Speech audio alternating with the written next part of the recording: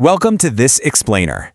Look, I know so many of you tuning in are absolutely dedicated to optimization. You read the books, you make the detailed lists, you're constantly working on upgrading your mindset.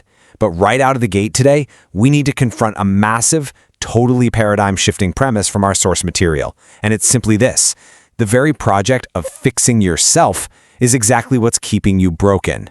It's a wildly counterintuitive question, right? Why does trying to fix yourself keep you broken? Just think about your own daily exhaustion for a second. The relentless hustle culture, that endless rat race we're all running, and that very quiet, nagging feeling underneath all your perfect morning routines that you are still just not there yet. Okay, let's dive into this and talk about the optimization treadmill. We are all super familiar with these habits: waking up earlier, tracking your water intake, fixing your mindset, meditating. Or, let's be real, feeling intensely guilty when you don't meditate. But here's the catch. To improve yourself, you first have to find something wrong with yourself. So if you wake up every single day and the very first thing you do is look for the broken thing, well, you inevitably turn yourself into a permanent, unfinished project. And honestly, here's the hard truth about that treadmill. Your dissatisfaction, that's the actual product. That persistent sense of not yet isn't some fundamental flaw in your character. It's a completely manufactured feeling. I mean, think about it. There's an entire industry out there that literally needs you to feel incomplete because a complete human being doesn't buy anything.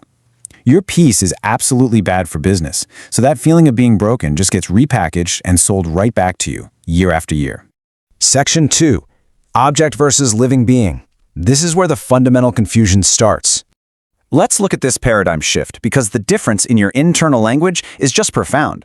On one hand, you have this mindset: I am broken and must be fixed.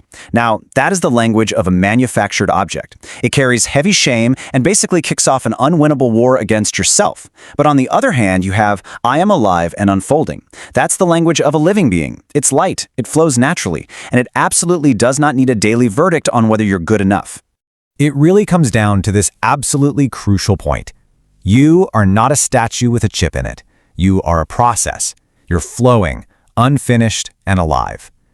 Treating a dynamic, living process as if it were some damaged, defective object is basically a disease of modern thought. All this exhaustive repair work you've been doing, it's really only managed to convince you that your natural, messy growth is actually a defect. Section 3. Fighting the darkness. Let's talk about those compulsions. Now, at this point, you're probably asking a very practical question. Okay, if I stop trying to fix myself, what on earth do I do with my actual bad habits? My anger, my anxiety? The answer shifts everything. Compulsions are simply a lack of consciousness. Treating your compulsions like enemies you have to wage war against is a huge mistake. Your bad habits are just darkness, and you cannot physically fight darkness. The truth is, transformation is just turning on the light. Imagine walking into a pitch-black room.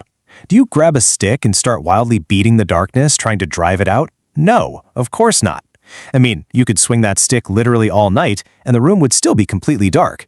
You just flip the switch. You turn on the light, and the darkness instantly dissolves. So, self-improvement is basically you standing in the dark, violently swinging a stick at your flaws, completely exhausting yourself while the room stays entirely black. True transformation, on the other hand, is just turning on the light. It's becoming conscious. Awareness achieves what sheer willpower never could, and it does it without you having to wrestle yourself into submission. Let's really challenge ourselves here and look at some examples. Wanting a bigger house? Reaching for your phone on pure autopilot? Waking up at 5 a.m. just to be a faster rat? Most of what we proudly call our ambitious goals are actually just compulsions wearing the mask of choice. Were these really your goals, or were they installed by a society that decided what success looks like way before you were even born? Optimizing a highly compulsive life is really just polishing the bars of your own cage. Section 4. Steps to conscious awareness. Let's get into the how-to. So, how do we actually make this internal shift away from self-rejection? Well, consider the farmer's mistake. Imagine a farmer who really wants apples, but instead of looking up at the branches of the apple tree, he gets down on his knees and furiously digs into the soil looking for fruit. By digging at the roots, he's actively killing the exact tree that could give him what he wants. And this is exactly what happens when you try to dig your way to well-being through endless punishing discipline. Okay, so here are the actual actionable steps for making this vital shift from self-rejection to true self-acceptance. Step 1, stop digging at the roots. Just stop. Step 2, sit with yourself in stillness. Step 3, bring light into the room by observing your patterns but entirely without judgment.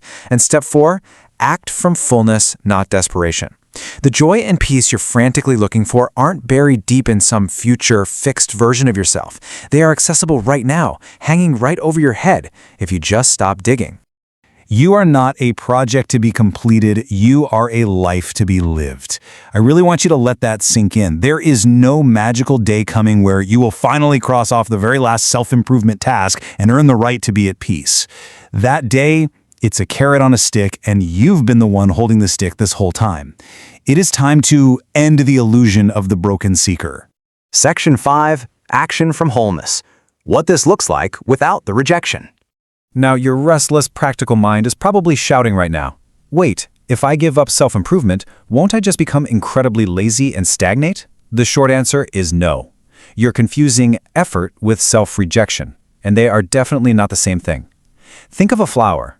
A flower doesn't grow out of self-hatred, believing it's some ugly, broken bud that needs to be punished into blooming. It blooms joyfully because, well, blooming is simply its nature. And this brings us to what we call the great reversal. On the surface, your actions, like exercising or learning, they stay exactly the same. But under the old self-improvement model, you exercise to punish a wrong body, or you learn to escape a stupid self. Under conscious awareness, though, you exercise as a joyful expression of life, and you learn as a natural unfolding. You're doing the exact same actions, but they cost you nothing emotionally because that underlying poison of self-judgment has been entirely removed. See, from the outside, your disciplined actions might look utterly identical to anyone watching. You might still wake up early. You might still work incredibly hard. But internally, the shift is staggering. Acting from a desperate need to fix yourself feels exactly like a prison sentence. But acting from wholeness and fullness transforms that exact same effort into a dance.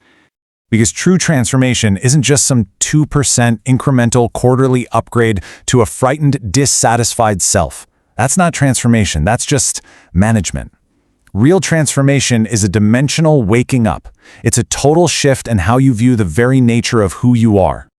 So, to summarize these core takeaways for you, replacing that self-improvement trap with conscious awareness looks like this in practice. Pull out the judgment.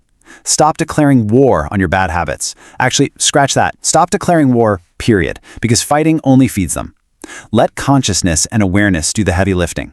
Act from fullness. And finally, just stop digging at the roots. Removing self-rejection makes the very things you were struggling with feel completely effortless. I really want you to take away this deeply relieving realization from today's explainer. You were never broken. You were only unaware that you were already whole. The seeker, desperate to be fixed, that's the only real problem. Put down the stick, stop digging, and just look up. So the next time you go to buy a book that promises to finally fix you or map out some punishing new morning routine, ask yourself this: are you finally reaching for the light, or are you just picking up the stick to beat the darkness one more time? Thank you so much for tuning in, and I really hope this completely changes how you look at your own growth.